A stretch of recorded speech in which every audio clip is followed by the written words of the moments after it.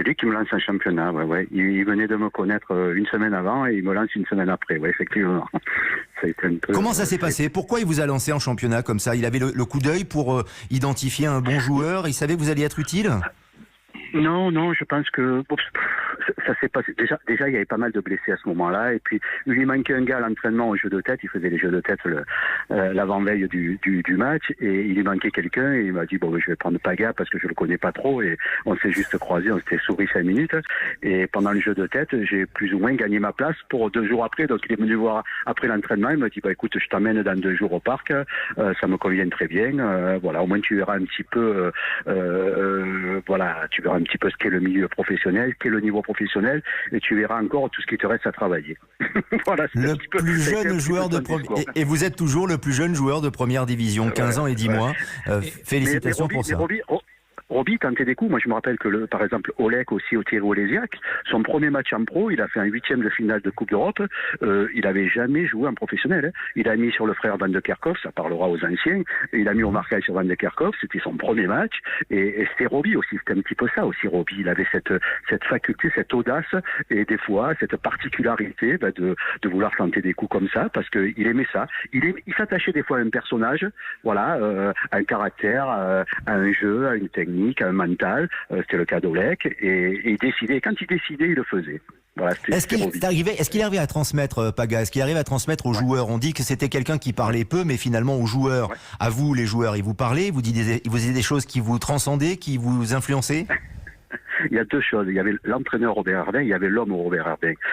L'entraîneur, ses silences voulaient autant dire que ses paroles. Donc quand il disait rien, on comprenait beaucoup de choses.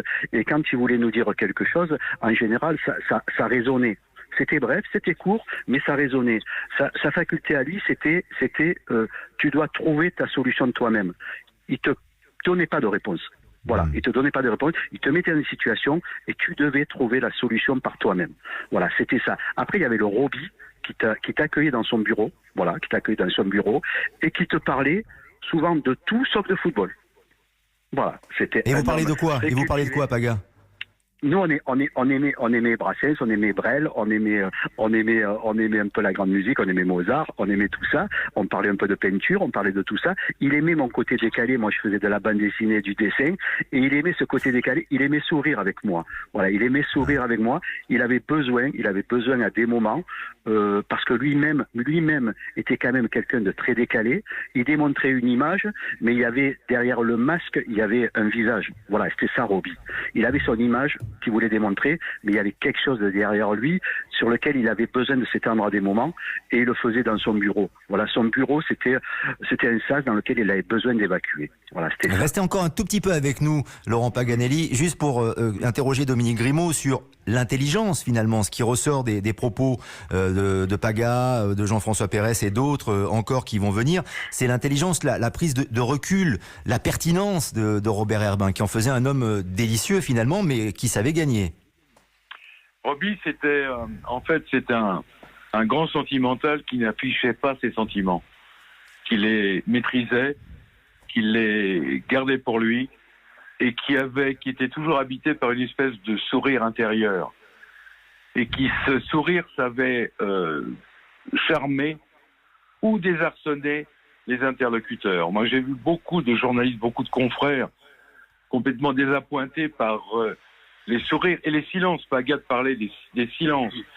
Les silences de Roby étaient finalement aussi précieux et aussi forts que ses mots.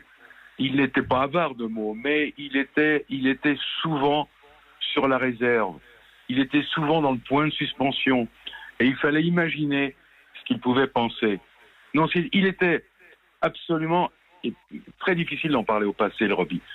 C'est quelqu'un de très, très mystérieux et à la fois de très passionnant.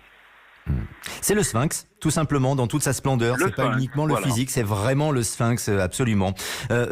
Laurent Paganelli, un petit mot quand même. Aujourd'hui, vous êtes l'homme qui interviewe les plus grands joueurs de la Terre et de la Ligue 1. Vous êtes une star de la télévision. Si vous pouviez aujourd'hui, mon cher Paga, si vous pouviez interviewer Robert Herbin après un match, vous vous y prendriez comment ? Je m'y prendrais avec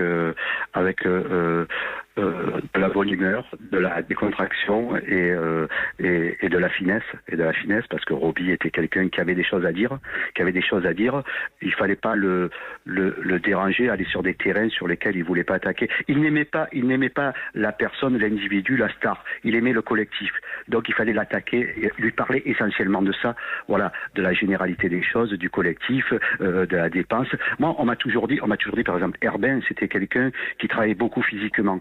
Et je dirais, non, pas plus que les autres. Par contre, il a mené les gars mentalement à un domaine extraordinaire. Il était capable d'amener sur le plan mental un joueur dans un domaine dans lequel il pensait même pas lui aller.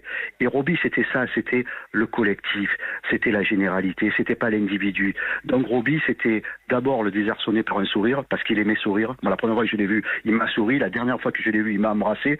On peut pas imaginer ça de Robbie. Et Robbie, c'était un sentimental, et c'était un affectif avant tout. Et ça me dérangerait pas d'aller interviewer Robbie, au contraire. C'est des gens que j'adore, parce que c'est des gens qui ont des choses à dire et qui savent le dire et qui savent bien le dire. Maintenant, voilà, il faut pas donner son avis avec Robbie, il faut le laisser faire, il faut le laisser parler, voilà. Il faut juste lui poser des questions. Il faut pas faire le consultant, il faut faire l'intervieweur. Non, c'est ça. il faut pas. Il faut le laisser faire, il faut le laisser dire, parce que moi, tout ce qu'il m'a dit, je le dis sincèrement, hein, dans ma vie de tous les jours, et tout ce qu'il m'a apporté, ça m'a pas servi qu'en tant que joueur, ça m'a servi en tant qu'homme, et je dirais plus en tant qu'homme qu'en tant que joueur. Voilà, toutes les épreuves et tous les goals de première catégorie que j'ai dû monter dans ma vie, je les ai montés grâce à lui. Je sais même pas, je le dis sincèrement, je sais même pas si je serais encore là si j'avais pas connu Robbie.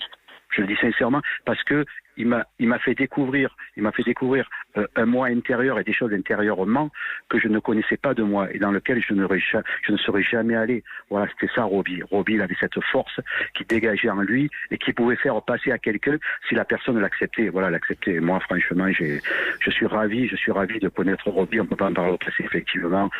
C'est quelqu'un qui compte énormément pour moi et qui comptera jusqu'à la fin de mes jours.